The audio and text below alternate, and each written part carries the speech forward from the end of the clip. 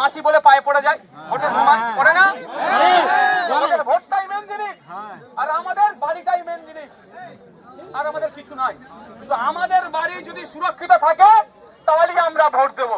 তো বাড়ি সুরক্ষিত রাখার জন্য বিধানসভায় আলোচনা করো, বিধানসভায় আলোচনা করো, আলোচনায় নিয়ে আসতে বলেন।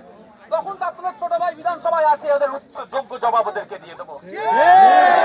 কলকাতায় কিছু হলে সারা রাজ্যের স্কুল বন্ধ হয়ে যাবে, আর গ্রামে কিছু হলে কিছু হবে না। কদিন আগে দেখলেন তো উত্তরবঙ্গে কিভাবে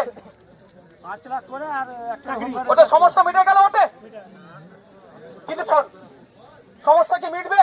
কত মানুষ মারা গেল, কোনো উচ্চবাচ্য আছে? কোনো আলোচনা নাই।